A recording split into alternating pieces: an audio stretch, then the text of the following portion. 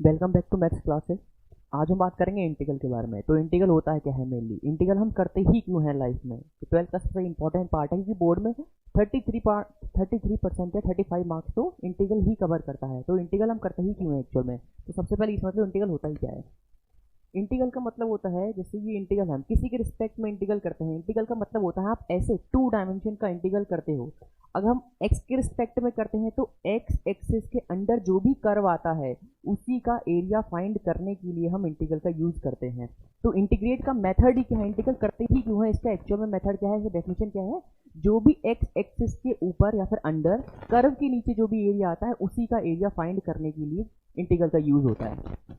अगर वहीं पे हम इंटीग्रल की बात करें, इंटीग्रल y के रिस्पेक्ट में अगर हम कर रहे हो विद रिस्पेक्ट टू y, तो क्या करेंगे, y एक्सिस, ये x ये y, तो y एक्सिस के अलोंग जो भी एरिया आएगा इसी एरिया का अगर हम एरिया आपको फाइंड करना है तो उसे हम बोलते हैं integral with respect to y axis. तो किसी भी अगर हम किसी भी 2 डायमेंशन की बात करें, x हो गया y हो गया, अगर हम एक और ले लें, चलो z भी ले लेते हैं, तो जिसके रिस्पेक्ट में करना है, सपोज करो आपको z के रिस्पेक्ट में अगर इंटीग्रल करना है तो इसका मतलब है कि आप z एक्सिस के ऊपर जो भी कर्व है उसी का एरिया, उसके अंडर एरिया फाइंड कर रहे हैं। ठीक है, तो ये होता है इंटीग्रल। इंटीग्रल का मतलब सिंपली ही मतलब यही है कि आप किसी भी एक्सिस के अलोंग जो भी कर्व जा रहा है उसी का आप एरिया फाइंड कर रहे हैं उसी एक्सिस के रिस्पेक्ट में। वो x भी हो सकती है, वो y भी हो सकती है और वो z भी हो सकती है। तो इंटीग्रल के कुछ क्वेश्चंस हैं जो बोर्ड में बहुत ज़्यादा आते हैं और बार बार कुछ क्वेश्चंस ऐसे होते हैं जो बार बार रिपीट होते हैं, तो वही क्वेश्चंस आज हम ट्राई करेंगे।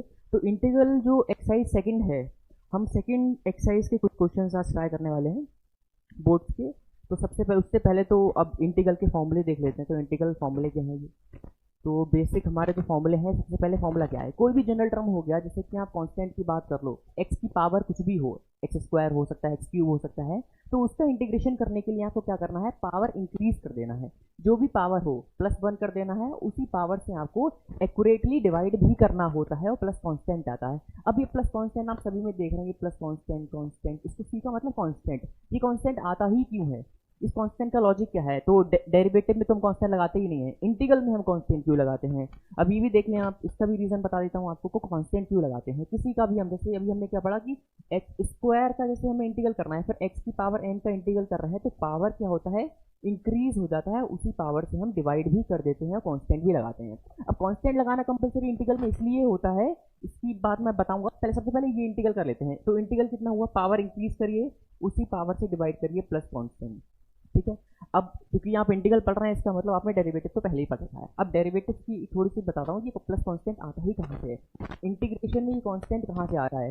तो एक लॉजिक है, जैसे एक्स स्क्वायर हो गया, एक्स क्यूब हो गया, एक्स की पावर 4 हो गया।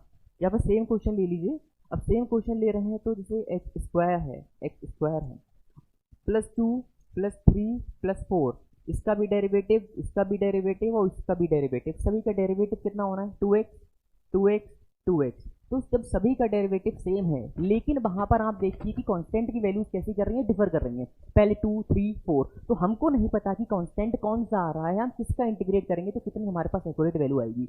तो उसी की डिफर वैल्यू की वजह से हम क्या लिख देते हैं, सिर्फ कांस्टेंट लिखते हैं, वहां पे हम कोई एक्यूरेट वैल्यू को नहीं लिखते। ठीक है, अब हम फॉर्मूले की बात कर लेते हैं, जो भी हमारे फॉर्मूले थे। सबसे पहले हमने देख लिया कि x की पावर n था, तो यहाँ पे x की पावर n मतलब x की पावर आप एक इंक्रीज करिए, उसी से डिवाइड करिए, जनरल हो गया। कांस्टेंट के साथ में x आ जाता है, जैसे अगर हम नॉर्मली बात करें, कोई भी कांस्टेंट हो गया, जैसे 3 का अगर हम इंटीग्रल कर रहे हैं, 3 का अगर आपको इंटीग्रेट करना है तो आप क्या करोगे, कि कांस्टेंट है 3 वैल्यू, उसके साथ में कोई है ही नहीं। अब क्या क्या हमने क्या इंटीग्रल करना है भाई, किसके, एक्स के रिस्पेक्ट में, तो एक्स के अंडर जो भी कर्व आ रहा है उसी के आप इंटीग्रेट करेंगे, उसी का एरिया फाइंड करेंगे, लेकिन यहाँ पे 3 है, यहाँ पे कुछ है ही नहीं डिफाइंड, तो 3 के साथ में कौन आ जाना है, एक्स आ जाना है, इसका मतलब नॉर्मली ये है। अगर आप 5 का इंटीग्रेशन कर रहे हैं तो 5 तो कांस्टेंट है, तो 5 के साथ में कौन आ जाएगा, एक्स आ जाएगा, इसका मतलब यही है। सिर्फ कांस्टेंट का इंटीग्रेशन का मतलब वहाँ पे कांस्टेंट आ रहा है, तो कांस्टेंट का इंटीग्रल का मतलब कांस्टेंट के साथ में कौन आ जाता है, एक्स का, एक्स आ ही जाता है। इसके बाद cos sine, sine minus cos, cos square x minus cot sec 10 sec square 10 cosec cot minus cosec. इसके बाद ये वाले फॉर्मूले बहुत ज़्यादा इंपॉर्टेंट हैं। अगर आपके पास फॉर्मूले नहीं है इंटीग्रल में, अगर आपको फॉर्मूले याद है तो आपके 50% क्वेश्चन तो ऐसे ही सॉल्व हो जाते हैं, इसीलिए फॉर्मूले नोट करना बहुत जरूरी है। अगर आपने अभी तक नोट नहीं किए तो नोट कर लीजिए। ठीक है, ये देख लीजिए सारे फॉर्मूले। इसके बाद ये फॉर्मूले जो हैं इंटीग्रल ये 7, 6, 5 ये सारी एक्सरसाइज में ये सब ज़्यादा फॉर्मूले यूज हो रहे हैं, बहुत ज़्यादा इंपॉर्टेंट फॉर्मूले हैं। तो देखिए 1/x² minus a square 1/2a log x minus A upon x plus A plus constant. Constant तो सभी में आना है, कॉन्स्टेंट का मतलब हमें नहीं पता कि एक्यूरेट वैल्यू कितनी आ रही है 2, 3, 4, इसके लिए कॉन्स्टेंट लगाना बहुत ज़्यादा जरूरी हो जाता है। 1/a² minus x square 1/2a log a plus x divide by A minus x plus constant. और ये फॉर्मूले बहुत ज़्यादा इंपॉर्टेंट है, इसको हाईलाइट कर लीजिए, नोट कर लीजिए। अब हमारे पास है क्या नोट करने के लिए? अब आप कोई भी क्वेश्चन कर रहे हैं तो क्वेश्चन करने के बाद आप क्या करोगे, आपकी कॉपी का पेपर ये रहा, ठीक है। अब इस पेपर में आप क्या करेंगे, आप जैसे क्वेश्चन नंबर यहाँ पर बंद कर रहे हैं तो यहाँ पर आपको फॉर्मूला नोट करना होता है a² माइनस एक्स स्क्वायर का फॉर्मूला क्या होना है। इससे क्या होता है कि आप जब पेजेस को टर्न करते हैं तो आपका फॉर्मूला सीधे फोकस आपका ऊपर हाईलाइटेड पे जाता है, इसीलिए फॉर्मूले जितने भी नोट करने हैं हमको ऊपर वाले पैराग्राफ में ही करने होते हैं। अब आते हैं क्वेश्चन पे, तो जो सबसे ज़्यादा इंपॉर्टेंट क्वेश्चन है वही कर लेते हैं आज। तो इंपॉर्टेंट क्वेश्चन हैं मेरे पास, एक मिनट।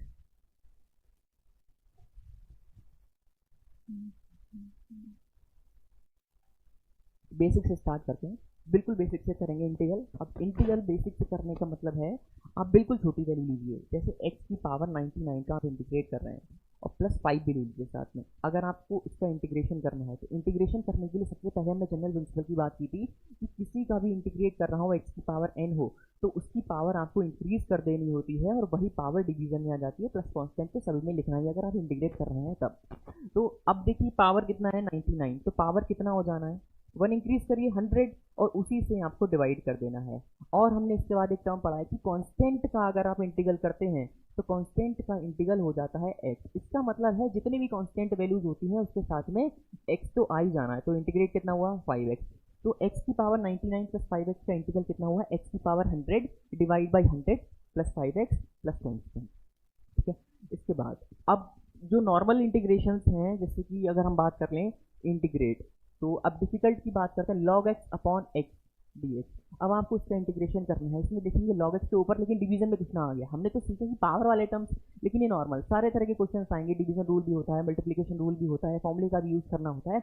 इसमें क्या करना है आपको 1 अपॉन एक्स, या हम क्या करें इसको, इसमें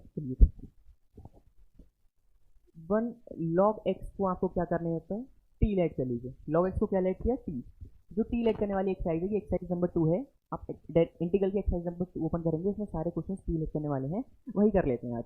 तो जो भी हमको डिफिकल्ट लगे, इसमें डिफिकल्ट कौन है log x 7 upon x, log x हमको डिफिकल्ट लग रहा है। ऑलमोस्ट यही होता है कि जो आपको डिफिकल्ट लगे आप उसी को t लेट कर लो, ठीक है। तो log x का डेरिवेटिव इसका करना होता है हमको डेरिवेटिव, इसीलिए हम डेरिवेटिव पहले पढ़ते हैं। तो log x का derivative 1 upon x dx is equal to dt।